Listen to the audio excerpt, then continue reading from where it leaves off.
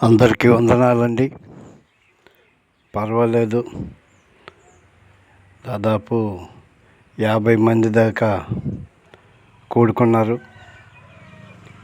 మీకు అందరికీ దేవుని పేట వందనాలు తెలియజేస్తూ ఉన్నాను. విగ్రహారాధన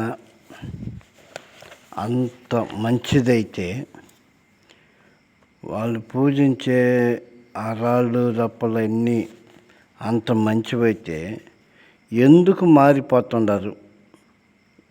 ఎందుకు మారుతుండారు?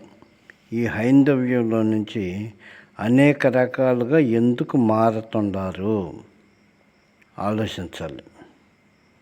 దాని గురించి కొద్దిసేపు కొంత వివరణ ఇచ్చేందుకు ప్రయత్నం చేస్తాను. ఆలోచించండి, వినండి. మీకు వీలుంటే మీరు కూడా మారిపోండి. లేదు మేము విగ్రహాన్ని పట్టుకుని ఊగులాడతాము అంటే దాన్ని ఎవరు ఏం చేయలేరు. హైందవ దేశంలో మొదట ఎవరు? హిందువా, ముస్లిమా, క్రైస్తవుడా? నిజమే. ఈ దేశంలో మొదటి నుండి క్రైస్తవం లేదండి, ముస్లిం లేదండి. అంతా వేదాలను అనుసరిస్తూ కొందరు వేదాల్లో వ్రాయబడిన విధానాలను అనుసరించి ఊహించి ఊహా చిత్రాలను గీశారు. సింధు నాగరికత కాలంలో కథలు వ్రాశారు. ఆ కథలను వర్ణిస్తూ చెప్పేవాళ్ళు ఉన్నారు.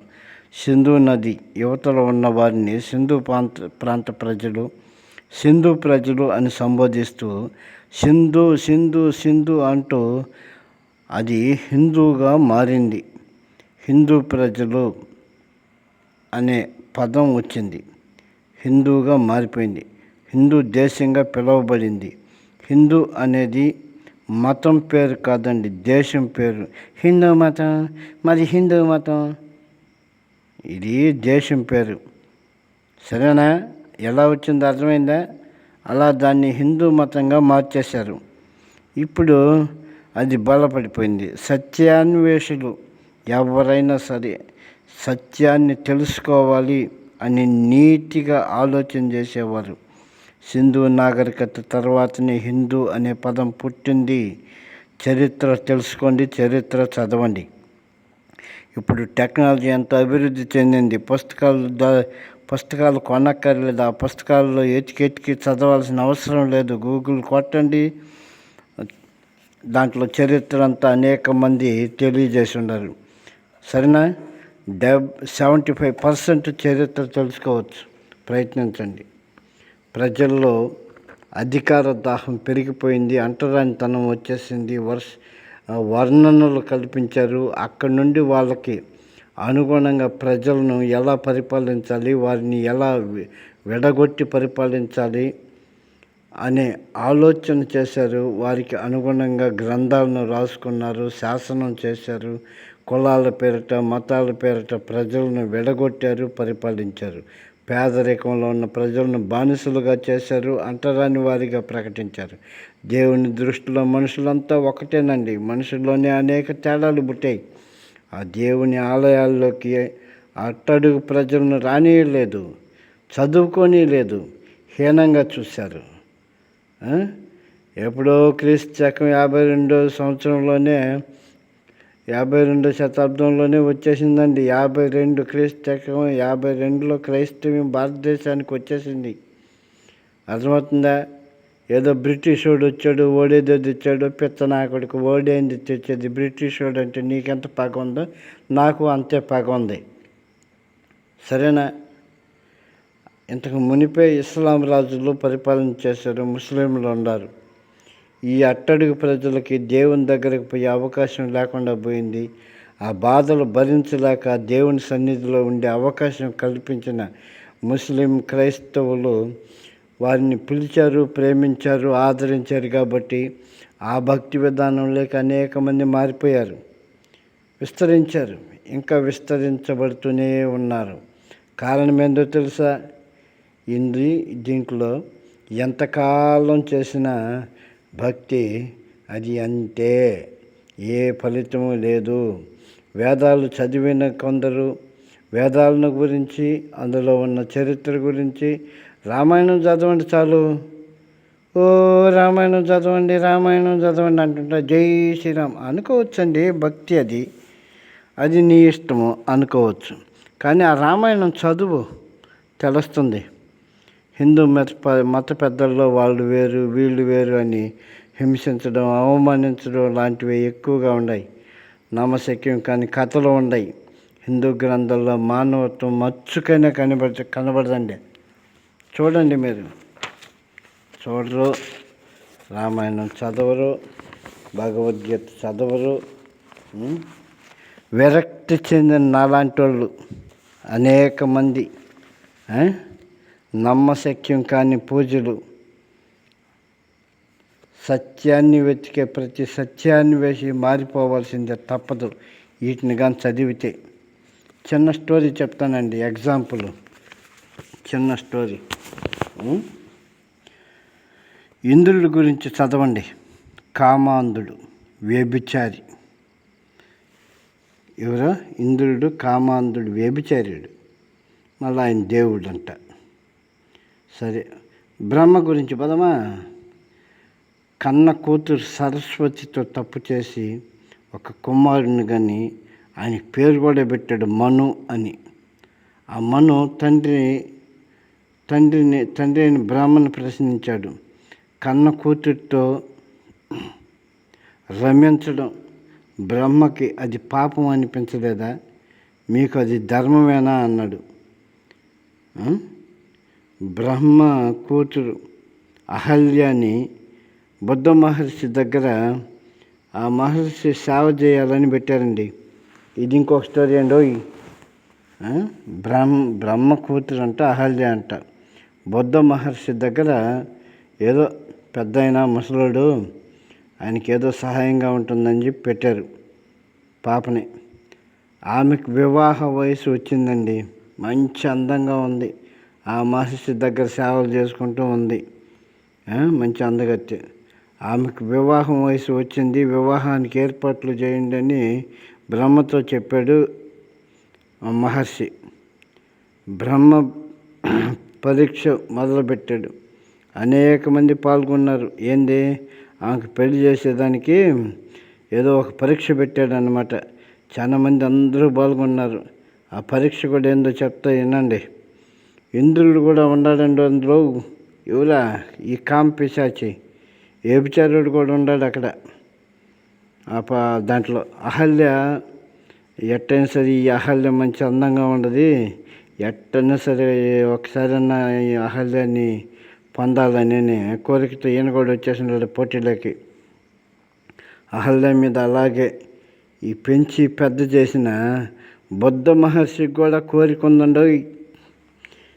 పిల్లని పెంచినాడు, పెద్ద చేసినాడు ఈ ముసలోడు, అయినా కానీ ఆ పిల్ల మీద కోరిక ఉంది. సరే అయితే చెప్తా వినండి, ఎందుకు కర్మ కర్మ కర్మ. బ్రహ్మగారు పరీక్ష పెట్టారు. ఈ లోకాన్ని త్వరగా చుట్టి, ఈ లోకం అంతా ఎవరైతే చుట్టి వస్తారో వారికి అహల్యాన్ని ఇచ్చి వివాహం చేస్తాను అన్నాడు. అందరూ ఎవరి పాటికోళ్ళు లోకాలను చూడడానికి వెళ్ళిపోయినారండి. పరుగులు దాల్తూ ఉండరు, ఎలాగైనా సరే తొందరగా చుట్టేసి వచ్చి ఈ అహల్యాన్ని పొందాలని. ఈ బుద్ధ మహర్షి మాత్రం అక్కడ ఒక గోవు అంటే ఆవు ఉంటే దాని చుట్టూ తిరిగేసి వచ్చేసి బ్రహ్మకు కనిపించినాడు. దాని గురించి ఒక స్టోరీ చెప్పేసినాడు. అయ్యా, ఈ ఆవే లోకము, ఈ ఆవు చుట్టూ తిరిగేసి వచ్చేసినాను అని. అహల్యాన్ని సొంతం చేసుకొని పెంచుకున్నవాడే భార్యగా చేసుకున్నాడు. ఈ బ్రహ్మ, నిజమే నువ్వు చెప్పింది, ఆవే లోకము, ఆవు చుట్టూ తిరిగి వచ్చేసినావు కాబట్టి నీకేనో అహల్య అని అనుకున్నాడు. నా హిందూ బంధువులారా, ఆవే లోకం అంట, టూర్లు ఇవన్నీ ఎందుకురా నాయన? ఆవులు ఎక్కడుంటే దాని చుట్టూ తిరిగేస్తా ఉండండి, లోకం తిరిగినట్టేను. గుళ్ళు, గోపురాలు, అందమైన ప్రదేశాలు అన్నీ కనిపించేస్తాయి ఆవు చుట్టూ తిరగండి నైనా. తిరుగుతారా? సరే అయితే ఈ ఇంద్రుడు, ఈ మహర్షి ఆవు చుట్టూ తిరిగి ఆ అహల్యాన్ని సొంతం చేసేసుకున్నాడు. ఏంది, ఆ ముసలోడు పసిబిడ్డని ఇది నాకు కావాలా అని. ఏందిరా ఏమన్నా యాపిల్ ద్రాక్ష పండ్ల బాగుండే రుచి బాగుంది తినేద్దాం అనుకుని దానికి మనిషిరా పాపమ్మ ఆడబిడ్డరా దానికి ఒక కోరిక వయసులు ఉంటాయా ఇటు కదంటే ఎన్నో కాపురాలు నాశనం అయిపోతుండేదా మీలాంటి వాళ్ళని చూసి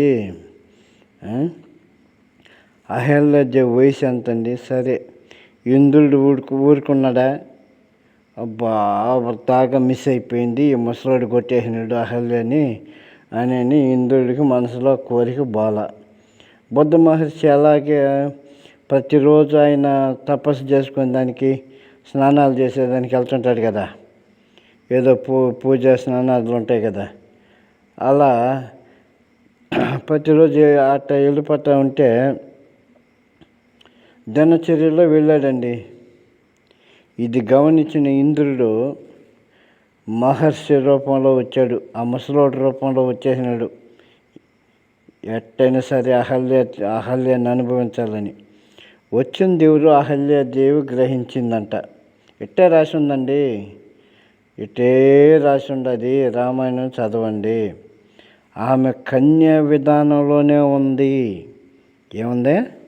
ఆమె పెళ్లి చేసుకున్నాడు కానీ ముసలోడు ఏం చేయలే పాపం. ఆమె కన్యకగానే ఉందంట. మరి కన్యకగానే ఉంటే ఆమె మనిషి కదా, ఆమె కోరికలు ఉండవా? గమ్ముగుంటుందా? సరేనా? ఆమె కన్యా విధానంలో ఉంది. ఇంద్రుని మీద కూడా ఆమెకి కోరిక ఉంది. కాబట్టి వచ్చింది ఎవరో తెలిసి కూడా నా భర్త కాదు అని తెలిసి కూడా ఇంద్రుడితో సంగమించింది. ఇద్దరు కోరికలు తీర్చుకున్నారు. ఇంద్రుడి పని అయిపోయి బయటకు వచ్చేటప్పుడు జాగ్రత్తగా అంటే అహల్యాదేవి చెప్తుంది, ఏమండి జాగ్రత్త, ముసలాడు చూస్తాడేమో, కన్ను పడుకుంటా ఇల్లు అని. అప్పుడు ఇంద్రుడు అంటున్నాడు, నీతో చాలా సంతోషం అనిపించాను, చాలా సుఖం పొందాను, భలే ఆనందించినాను అని. ఆమె కూడా చెప్తుంది, నీతో కూడా నేను బాగా సంతోషించినాను అని. సరేనా? వినండి నాయనా, ఎందుకు చదివి చెప్తా. అయ్యగారు ఇంద్రుడు బయటికి రాగానే ఆయన వాళ్ళకం చూసినాడు, అప్పుడే వచ్చేసినాడు. ఆయన మహర్షి ముసలుడు వచ్చేసినాడు. ఇంద్రుడు ఏదో దొంగతనం చేసి వచ్చినాడు, అట్ట ఇట్ట చూసుకుంటూ వస్తలా. అది చూసేసి ఈయన వాళ్ళకం చూసి గమనించేసినాడు, పసిగట్టేసినాడు ముసలాయన. వీరు చేసిన పాపం తెలుసుకొని శపించినాడండి మహర్షి. ఎవరినే? ఇంద్రుడిని, దేవిని శపించాడు. నువ్వు దేంతో అయితే తప్పు చేసినావు అవి నీకు ఉండవు, అవి ఊడిపోతాయి, కింద పడిపోతాయి అని చెప్పి చెప్పించినాడు. నా భార్యతో రమించావు, అవి రాలిపోవునుగాక అని చెప్పించాడు. అవి రాలి కింద పడ్డాయి. ఇంద్రుడు పోయి దేవతలతో మొదలుపెట్టుకున్నాడు, అయ్యో నాకున్నట్టు ఊడిపోయినాయి, దేవతలారా ఏదో ఒకటి చేయండి అని. అప్పుడు గొర్రె చేసుకొచ్చి పెట్టారంటండి ఇంద్రుడికి దేవతలు. ఈ దేవేంద్రుడేందో, ఈ లోకానికంతా దేవుడేందో, ఈ దేవుడిని ఆ మహర్షి శపించడం ఏందో, ఆ ఉన్నట్టు ఊడి కింద పడిపోవడం ఏందో, ఊడిపోయినోటికి ఇంకా ఓటిని తగిలించచ్చు కదా, ఓటిని అతికించచ్చు కదా దేవతలు. మళ్ళా అవి ఊడి కింద పడేది, మళ్ళీ గొర్రె తీసుకొచ్చి అతికిచ్చినారంటండి. ఏం చేద్దామా, కర్మ. ఇవన్నీ ఇంక చెప్పాలా? వీళ్ళు చూస్తే చదవకపోతుంటారు. రామాయణం చదవంటారా నాయన అంటే చదవకపోతుంటారు. ఎవరైనా చెప్పింది వినకపోతుంటారు. మరి అహల్యాన్ని కూడా చెప్పించేసాడు. ఆమె అక్కడి నుంచి బూడిదైపోయిందన్నమాట. మరలా శాప విమోచన కూడా పెట్టాడండి. ఈ ఆశ్రమంలోకి రాముడు అనేవాడు వస్తాడు, ఆయన పాదం తగలంగానే నువ్వు తిరిగి నీ రూపాన్ని పొందుతావు అని అప్పుడే చెప్పించాడు. ఇక్కడ ఆ స్టోరీలో పసిపిల్లని, అది తన కూతుర్ని, మహర్షి కదా, ఆమెని ఏదో పెద్ద చేసి చేస్తాడులే అని చెప్పి వదిలిపెడితే పసిబిడ్డని కూడా లేకుండా ఆమెను చేసుకున్నాడు. పాని చేసుకున్నాడు ఏమన్నా ఆమెను సంతోషపెట్టినాడా? లే. కోరిక అయితే ఉంది, పని చేయకపోయా. ఆమె కోరికలు ఆగుతాయా? పాని ఆమెను అనుభవించాలన్న ఇదిగో ఈ కాంపిశాచి ఇంద్రుడు ఆయన ఏమన్నా వదిలినాడా? వాళ్ళు అక్కడే విచారం చేసినారు. అంటే రంకు భూమి మీద కూడా ఇటువంటి వాళ్ళని చూసి కదా నేర్చుకోండి. భూమి మీద దేవేంద్రుడు దేవలోకానికి దేవతలందరికీ రాజు అయి ఉండి కూడా ఇటువంటి పనులు చేసి నేర్పిస్తున్నాడు. మంచి మంచి పద్ధతులు కదా ఇయ్యా. నా హిందూ బంధువులారా మీకు దండం పెడతానయ్యా. ఈ స్టోరీని నేను చదవలేకపోతున్నాను. మీరే చదివి తెలుసుకోండి. బంగారం వెండి చూస్తే శివుడిలో నుంచి వచ్చినాయంట. ఆయన కార్చేసిన వీర్యం బంగారం అయిందంట. నాయనా సత్యాన్వేషులారా, రాధా మనోహర్ దాసు వీళ్ళంతా మా చరిత్ర అని చేస్తూ ఉంటారు. నాయనా దయచేసి రామాయణం చదవండి. ఈ ఇంద్రుడు కార్ చేసుకుంటున్నాడంట, శివుడు కార్ చేసుకుంటున్నాడంట. శివుడు పార్వతి ఇద్దరు 100 దివ్య సంవత్సరాలు పోరాడి ఒకరి మీద ఒకరి పడి దొల్లి వాళ్ళిద్దరు కలిసి కాల్చిన వీర్యము బంగారం అయిందంట. ఏందో ఈ బంగారం అవడం ఏందో, ఈ కథ ఏందో మీరే చదవండి, తెలుసుకోండి.